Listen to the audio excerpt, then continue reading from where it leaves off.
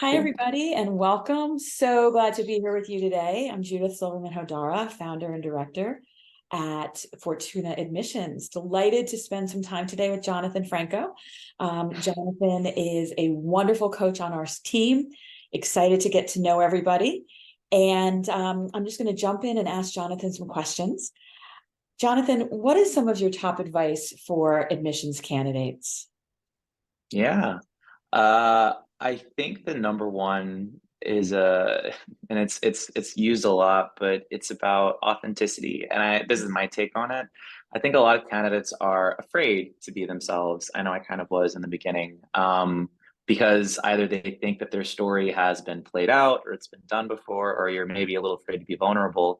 In my opinion, what AdCom is looking for is the person behind the essay, and that really can only shine through if you are 100% yourself. Very rarely in our lives do people actually care about things that we care about. And this is your chance to be upfront and honest. And so it's being authentic, not just about, yourself, but I think what brings that out rather is pick something that really matters to you. And I'm specifically talking about the essay. Don't pick a topic that you think is going to resonate because, oh, it's a startup and startups are in vogue right now, or I'm going to talk about a nonprofit when nonprofits really don't mean anything to you. I think picking something that, no matter how trite or small or insignificant you might think it is, that had a profound impact on you, and that authenticity is what makes you stand out. Because even if the topic is more pedestrian, the way that you have interpreted it and the thing that it has done for your life is not, and it's unique. And that's what I think what they're looking for. And I know that you're someone that's obviously gone through this. You have a lot of ties to HBS. And so sounds like something that really resonated with you when you were going through the process. 100% it did. Yeah. I wrote about something that was incredibly important to me about a very, very, very small part of the United States. I wrote about how it touched my life. I wrote about how I saw it evolve and change over COVID. And I talked about ways that I hoped that I could improve it, but that I was sure I might fall short in. And it's tough to say what gets someone over the line, so to speak, but I do know that during my interview, it was something that we talked about quite extensively, and it was an important part of my candidacy.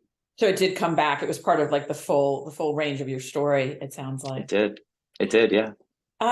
What would you say is your coaching superpower? I know that you've been a mentor and a coach to others. What is something that you feel you're really able to use to bring out the best in your students? Sure, yeah.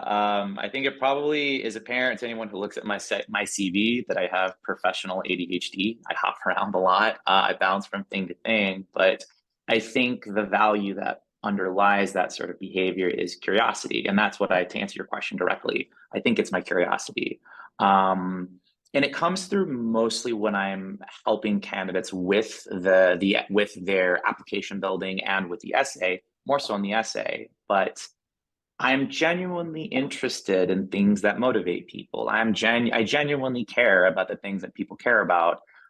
If you have passion, I respond very strongly to it. And even if you may not seem like you have passion, I want to see what makes you tick. And I think that curiosity helps me pull out and extract things that maybe certain candidates might not have even thought that they've had. Whether it's a perspective, a story, a struggle, anything of that nature. I genuinely am curious about what moves people. And I think part of my training as a facilitator in a previous life helps me extract that. You're really good at kind of, and we like to say, like, peeling back the onion and really getting down to like what's going on here, right? That's Not an excellent way of taking framing it it. at first. Yes. Um, not taking it at first. There's lots of different ways you can spin it, digging deeper, but then I do think it's a lot like an onion. There's so many things that are going on and just you kind of keep going and keep going.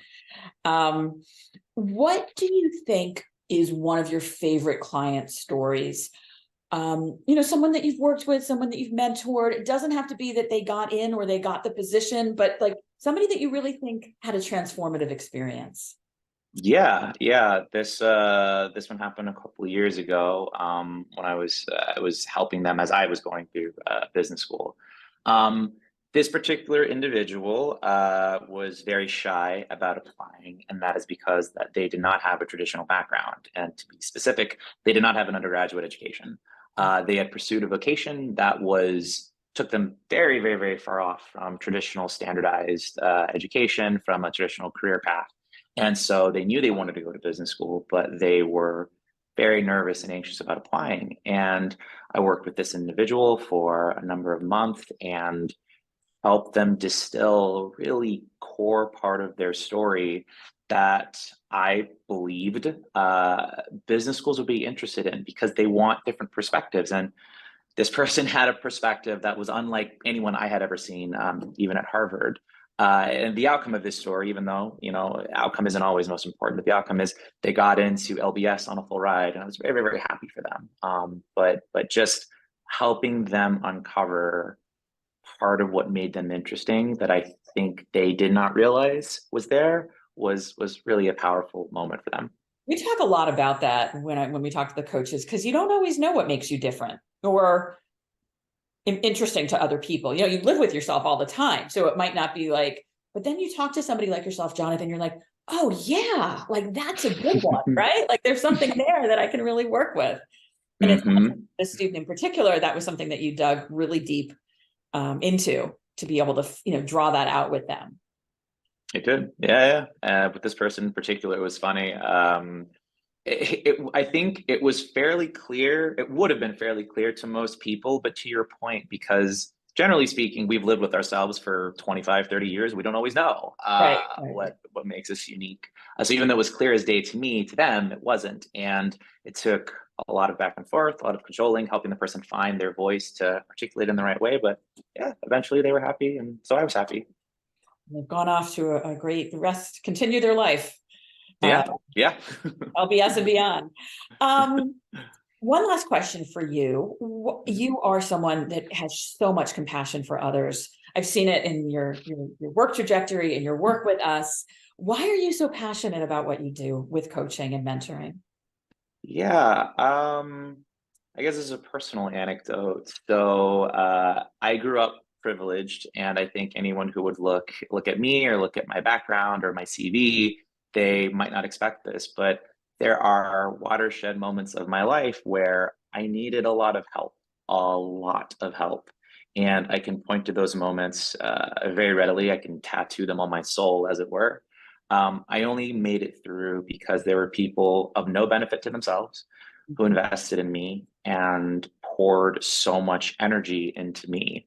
And it's cliche, but it's true. I would not be where I am without those people. And even though I cannot pay those people back, part of it is I want to pay it forward in different ways. So that's sort of the personal conviction behind it. I've also been fascinated in just unlocking growth in other things. I think that's manifested in the career path that I've chosen. So I was a consultant, which I know is very, very, very cliche, but I did a very specific type of consulting. I did innovation consultancy, which is the growth top line consulting. You're focused on making good products better or breathing life into new products. And that's always been interesting to me.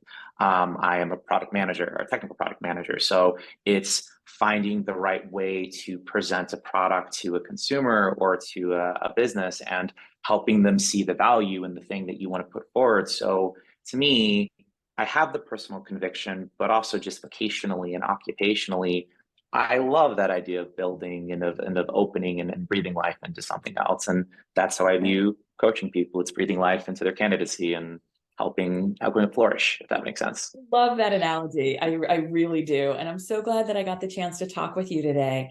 If you're interested to learn more about Jonathan, please let us know. He is available to coach students in the M7 and beyond. Really, really glad to spend time with you today. And we look forward to seeing everybody again soon. Thanks so much.